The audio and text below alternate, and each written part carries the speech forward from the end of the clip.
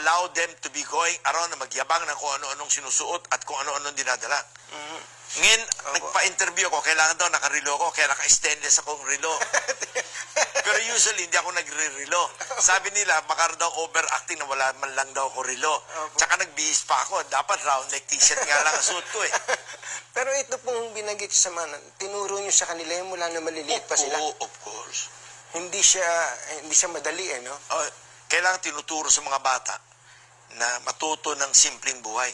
Eh, yung anak kong bunso, si Jacob, kagagraduate na college, pinadala ko sa probinsya, sa Pangasinan, sa planta. Sabi ko, diyan ka magtatrabaho araw-araw, diyan ka matutulog, kasama mo kakain ng lunch at dinner yung lahat ng empleyado. Huwag ka makakain-kain sa labas ng McDo kung ano-ano ha. Dahil you are going to, as if, show them na hindi mo sila kapareho. Kailangan habang nandiyan ka, kasama mo sila, kung ano yung kinakain nila, kung ano yung ginagawa nila, pareho lang kayo. At yung bihis mo, kailangan simpleng damit, t-shirt, at kung ano yung uniform doon, yun din ang susuotin mo. Ganun ang suot ni Loco ngayon to.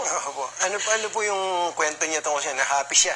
Hindi, lahat ng anak ko, ganun ko pinalaki. Yung anak kong panganay si Paul, nung siya ay elementary, pinapadala ko yan doon sa talyer ni Mr. Kawangko. Pinapasamahan ko yan sa mga mekaniko niya. Every summer, nandun siya. Doon siya sumasabay kumakain ng tanghalian.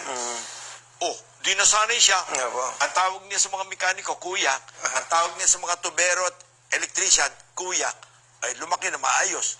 Hindi ko po problemahin yun.